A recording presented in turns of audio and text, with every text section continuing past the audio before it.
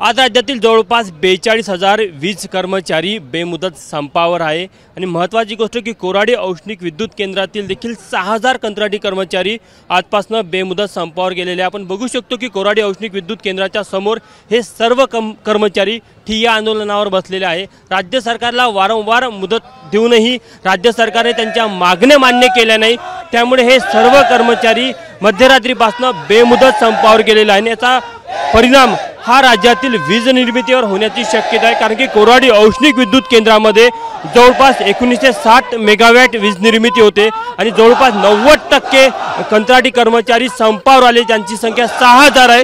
त्यामुळे हे सर्व कर्मचारी संपावर असल्याने वीज निर्मितीचा परिणाम होण्याची दाट शक्यता आहे। कर्मचाऱ्यांच्या काय प्रमुख मागण्या आपण जाणून घेऊया त्यांच्याकडनं। तुमच्या काय प्रमुख मागण्या? मी संयुक्त कृती समिती महाराष्ट्राच्या आणि कोराडी कृती समितीतला उपाध्यक्ष आहे। आमची मागणी अशी आहे की आज जे आम्हाला जे मूलभूत अधिकार आहे ते सुद्धा आम्हाला देण्यासाठी नकारले जात आहे। आमची काही मोठी मागणी नाही आहे। पगारवाढ सगळ्यात महत्त्वाची आहे, जे भेटायला पाहिजे। दुसरी आहे एनएमआर पद्धत लागू झाली पाहिजे।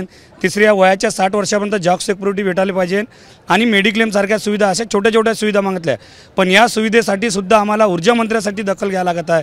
आमची एवढीच मागणी आहे की ऊर्जा मंत्र्यांना तात्काळ जे आज 42 कंत्राटी कामगार पारेषण वितरण डिस्ट्रीब्युशनमध्ये उतरलेले आहे यांना न्याय देण्यासाठी आपल्या दलनात स्वतःच्या अध्यक्षतेमध्ये तात्काळ बैठक घ्यावी आणि या ज्या मागण्यासाठी कामगार उतरले आहे त्यांचा तो न्याय त्यांना मिळून द्यावा, जेणेकरून त्यांच्या सरकारला सुद्धा याचा फायदा मिळेल।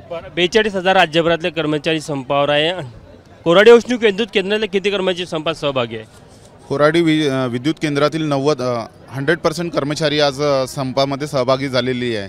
आमची सर्व प्रशासनाला आणि माननीय ऊर्जामंत्री साहेब यांना विनंती आहे की त्यांनी कंत्राटी कामगारांना आपल्या अध्यक्षतेखाली बैठक घेऊन न्याय मिळवून द्यावा सर्वांना।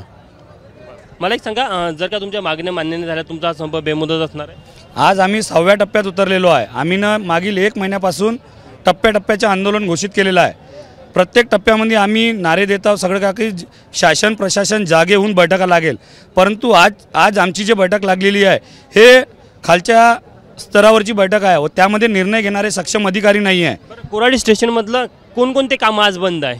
आज कोराडीतली कंडिशन इतकी खराब आहे की 100% कामगार बाहेर असल्याने अशिक्षित कामगारांना जबरन पैशाचा लोभ देऊन अंदर टाकलेले आहे व त्यांच्यानी ते काम निघत नाही आहे। त्यांच्याकडून आम्हाला वारंवार विनंती येते का तुम्ही एक तरी स्किल्ड व्यक्ती द्या, जेणेकरून तो 100 माणसाला मार्गदर्शन काम चालू करेल। आज एवढी विपरीत परिस्थिती आहे की आज 10 नंबरसुद्धा बंद होण्याच्या कगारीवर आहे। म्हणजे सध्या आता वीज निर्मिती सुरू आहे की नाही आहे? इथे वीज निर्मिती चालू आहे, पण ते काही प्रमाणात आहे।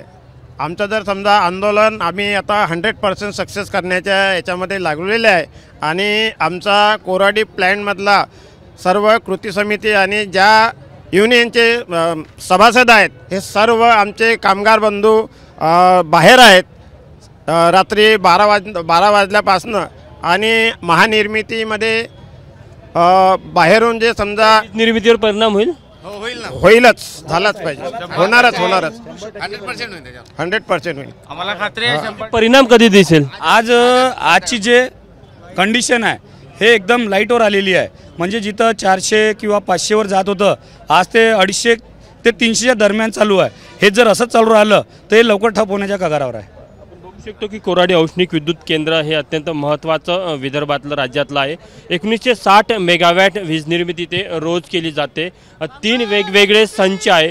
मात्र हे कंत्राटी कर्मचारी जर बघितले ना तर आपल्या मागण्याला घेऊन वीज निर्मिती केंद्राच्या दारावर ठिय्या आंदोलन करत आहे आणि आमचा हा बेमुदत संप आहे।